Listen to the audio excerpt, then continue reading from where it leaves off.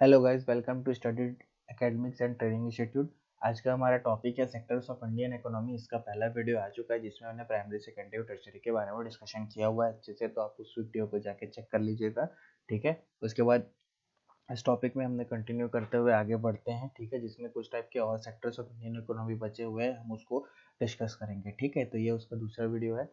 तो चलिए स्टार्ट करते हैं। तो ये मैंने कल एक तरीके का आपको ऑर्गेनाइजेशन चार्ट, या इसको आप डेटा बोल लीजिएगा, जिसमें हमने अलग अलग सेक्टर्स के बारे में डिस्कशन करना है। जिसमें एक है नेचर। नेचर में आपका 3 टाइप का है, प्राइमरी, सेकेंडरी, टर्शरी। तो इसके बारे में हमने पिछले बार में डिस्कस किया हुआ है, जिसमें हम लोग का प्राइमरी, सेकेंडरी और टर्शरी खत्म हो चुका है। ठीक है, आज हम लोगों को जो पढ़ना है इन टर्म्स ऑफ ऑपरेशन, जिसमें हम लोग ऑर्गेनाइज्ड और अनऑर्गेनाइज्ड सेक्टर के बारे में पढ़ेंगे। तो आज हम लोगों का वीडियो टॉपिक इसी पे रिलेटेड रहेगा, जिसमें हम लोग ऑर्गेनाइज्ड और अनऑर्गेनाइज्ड के बारे में समझेंगे। ठीक है, उसके बाद हम लोग इसके अगले वीडियो में पब्लिक और प्राइवेट पार्टनरशिप के बारे में पढ़ लेंगे। तो धीरे धीरे क्या है, छोटे छोटे टॉपिक्स इसी तरीके से छोटे छोटे टर्म में अगर हम समझते चले जिस 5-7 मिनट में, तो एक टाइप का रिविजन और अच्छे से आप लोगों को क्लियर भी होते जाएगा। तो जो भी मेरी वीडियो देख रहा है वो सब के लिए बेनिफिशियल है, चाहे वो स्कूल वगैरह एग्जाम दे, चाहे स्कूल के बाद के कोई भी एग्जाम्स वगैरह के लिए पढ़ना चाहे, या नॉर्मली वो नॉलेज भी लेना चाहे, उसके लिए भी ये वीडियोस हैं। ठीक है, तो चलिए स्टार्ट करते हैं। तो आज हम लोग पढ़ेंगे in terms of operation. Operation के यानी संचालन की दृष्टि में। ठीक है, जिसमें हम लोग दो तरीके से पढ़ेंगे, आपका ऑर्गेनाइज सेक्टर और अनऑर्गेनाइज सेक्टर। अब देखिए, हम लोगों ने अलग अलग सेक्टर इसके पहले डिस्कस किया हुआ है, जिसमें प्राइमरी, सेकेंडरी में हमने पता किया कि प्राइमरी में कुछ बन रहा है तो उसका प्रोसेस सेकेंड में हो रहा है, थर्ड में हम उसको बेचने जा रहे हैं। तो अब इसी के टर्म को हम आगे बढ़ाते हुए, इसी टर्म में ऑपरेशन में क्या होता है कि कुछ सेक्टर क्या होते हैं, ऑर्गेनाइज और अनऑर्गेनाइज होते हैं। ये अपने नाम से ही अपने आप को एक्सप्लेन कर रहे हैं कि ऑर्गेनाइज अनऑर्गेनाइज क्या होता है। क्योंकि ऑर्गेनाइज सेक्टर ये होगा जो क्या है, सारा का सारा जो भी इसमें क्या बोला जाए, आपके एक कंपनी होगा। ठीक है, वो कंपनी क्या है कि वो पूरी तरीके से ऑर्गेनाइज, यानी कि बड़े लेवल में कोई बैठा होगा, ए लेवल में, उसके बाद बी लेवल में, उसके नीचे वर्कर्स, उनको प्रॉपर टाइम में आपके पैसे वगैरह या एम्प्लॉयमेंट वगैरह मिल रहा होगा। तो यही आपका ऑर्गेनाइज होगा। अनऑर्गेनाइज में थोड़ा ये होगा कि पैसे लेट आ रहे होंगे, या ढंग से अनएम्प्लॉयमेंट नहीं होगा, या फिर उनका एम्प्लॉयमेंट एक काम में होता होगा और एक काम खत्म हुआ, उसके बाद उनको दूसरे में नहीं मिल पाया। तो यही चीज़ें आपका आता है अनऑर्गेनाइज में। ठीक है, तो उसको डिस्कशन स्टार्ट करते हुए हम आगे बढ़ते हैं। तो हमारा पहला है ऑर्गेनाइज सेक्टर। ऑर्गेनाइज सेक्टर में यही है कि इसमें क्या है, आपका सिक्योर एम्प्लॉयमेंट रहता है, फिक्स सैलरी रहती है, फिक्स टाइम रहता है काम का, और हर काम के हिसाब से कोई ना कोई एक तरीके का क्वालिफिकेशन होता है। और इसमें जैसे कि आप कंपनीज के साथ काम करते जाते हैं, तो कुछ कुछ बोनस या बेनिफिट्स या कोई भी तरीके का आपको पर्क्स, यानी कि बोला जाए इनाम वगैरह के तौर पे दिया जाता है। ये सब क्या है, आपको ऑर्गेनाइज सेक्टर में आता है। बोलने का मतलब यही है कि यहाँ पे आपका जॉब सिक्योरिटी सिक्योर रहता है, तो वही ऑर्गेनाइज सेक्टर है। यानी कि ए लेवल से लेके अगर आप नीचे जेड लेवल तक जाते हैं, तो आपको प्रॉपर वर्कर मिलेंगे, वही प्रॉपर मालिक, प्रॉपर एजुकेटेड लोग। तो ये सब क्या है, आपको ऑर्गेनाइज सेक्टर में आएगा, जिसमें आपका फिक्स्ड टाइम, फिक्स्ड सैलरी या फिक्स्ड अमाउंट वगैरह होगा, ऊपर से आपका जॉब सिक्योरिटी भी इसमें होगा। ठीक है, तो यही बोल रहा है, organise sector are those that provide fix secure employment. Employment यानी रोजगार होता है।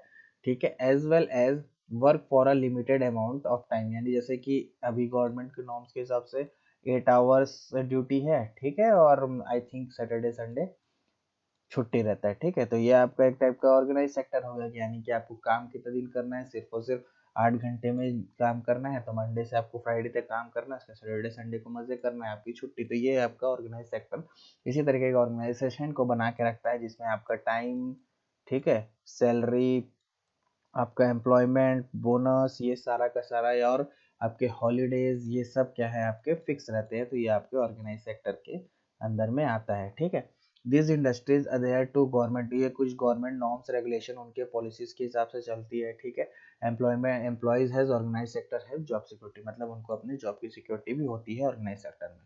हिंदी में इसे संगठित क्षेत्र बोलते हैं। संगठित क्षेत्र वे है, देखिए समझाया मैं दोनों में हूँ, मैं बाइलिंगुअल समझा रहा हूँ, लेकिन डेफिनेशन में दोनों में आपको रीड कर दे रहा हूँ। ठीक है, संगठित क्षेत्र वे हैं जो निश्चित और सुरक्षित रोजगार प्रदान करने के साथ साथ अपने कर्मचारियों को उनकी प्रेरणा और योग्यता के आधार पर सीमित समय के लिए काम कराते हैं। ठीक है, ये उद्योग सरकार के मानदंडों और विनियमों पर पालन करता है। ठीक है, वही मैं बताया कि गवर्नमेंट का कुछ आपका पॉलिसीज, नॉर्म्स वगैरह होगा, ये सब आपका क्या है, ये आपका ऑर्गेनाइज सेक्टर, यानी गवर्नमेंट कुछ ना कुछ इसमें ध्यान दे रही होगी। ठीक है, संगठित क्षेत्र के कर्मचारियों के पास नौकरी की, इसमें क्या है, जॉब आपका क्या है, आपका जॉब इसमें सिक्योर रहता है। ठीक है, क्या रहता है आपका, जॉब सिक्योरिटी रहता है इसमें। ठीक है, अब बस जस्ट क्या करना है आपको, जस्ट उसमें उल्टा कर दीजिए कि इसमें आपको उसमें क्या बोला जाए, अच्छा ये आपका अनऑर्गेनाइज सेक्टर में जब बस इसका सब उल्टा कर दीजिए, मतलब अगर डिफरेंस में आए तो ऑर्गेनाइज सेक्टर में जो हुआ है उसका हम लोग उल्टा कर देंगे। ठीक है, उससे जाने से पहले मैं आप लोगों को कुछ उसकी इमेजेस दिखा देता हूँ ताकि आप लोग क्लियर रहे। जैसे देखिए ये यहाँ पे वर्कर्स के दिख रहे हैं, ठीक है, पीछे साइड पे काम चल रहा है, तो ये सारे वर्कर्स का एक टाइम फिक्स होगा कि इतने से इतना टाइम का काम करना है। ठीक है, जैसे कि अगर ये सुबह 9 बजे जा रहे हैं तो शाम के हो सकता है ये 5 बजे तक ही जॉब कर रहे हो। ठीक है, या 10 बजे जाएंगे तो 5 बजे तक जॉब करेंगे, मतलब इस टाइप का कुछ फिक्स होगा। ठीक है, या फिर कोई नाइट शिफ्ट वाला हो जो 6 बजे जा रहा होगा, रात को 2 बजे आएगा, तो ये सब क्या है आपका एक वो मतलब अपने रूल्स के हिसाब से चलेंगे कि इनको इतना से इतना काम करना है।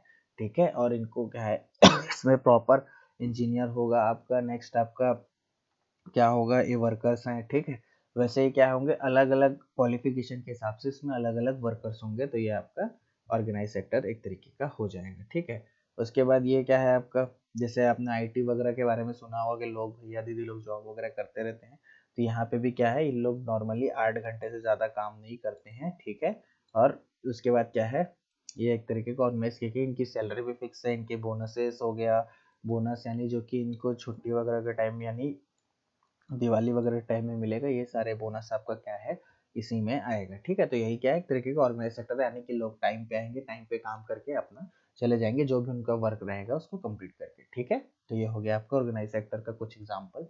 नेक्स्ट आते हैं अनऑर्गेनाइज सेक्टर। ऑर्गेनाइज सेक्टर में क्या होता है, छोटे छोटे मार्केट्स हो गए, जैसे दुकान वगैरह हो गया, जिसमें कोई फिक्स नहीं, उनका मन अपने हिसाब से खोलते हैं बंद करते हैं, वो कोई उसमें फिक्स टाइम नहीं रहता। ठीक है, यही सब क्या है आपका अनऑर्गेनाइज सेक्टर में आएगा। इसमें ओवर टाइम वर्क करो ना, मतलब करोगे तो भी क्या बोलते ज़्यादा कंपनसेशन का इसमें गारंटी रहता नहीं, यानी कोई पैसा वैसा मिलता नहीं है इसमें। ठीक है, आप जैसे कि ऑर्गेनाइज सेक्टर में अगर ओवर टाइम भी करते हो तो आपको ओवर टाइम अपने टाइम के हिसाब से पैसे मिल जाते हैं। ठीक है, तो वही है आपका अनऑर्गेनाइज सेक्टर, जिसमें क्या है, the government seems to have little influence over the unorganise sector. ठीक है, वर्कर आर इसमें भी क्या है, वर्कर भी अनऑर्गेनाइज तरीके से होते हैं। ठीक है, लेवल ऑफ जॉब सिक्योरिटी है, तो मतलब इसमें क्वालिफिकेशन के हिसाब से नहीं, मतलब जो उसको जैसा काम मिला वैसा ऑर्गेनाइज सेक्टर में काम करता है। ओवर टाइम वर्क को इसमें कंपनसेट नहीं किया जाता। ठीक है, इसको हिंदी में असंगठित क्षेत्र भी आपका बोलते हैं। ठीक है, ऐसा लगता है कि सरकार या का असंगठित क्षेत्र पर बहुत कम प्रभाव है, जैसे सब्जी वाले हो गए। ठीक है, यही सब आपका क्या होता है, संगठित क्षेत्र में आते हैं, या नॉर्मल जो ठेले वाले जिन लोग स्ट्रीट फूड्स वगैरह या खाना वगैरह बेचते हैं ना, वही सब आपके इसमें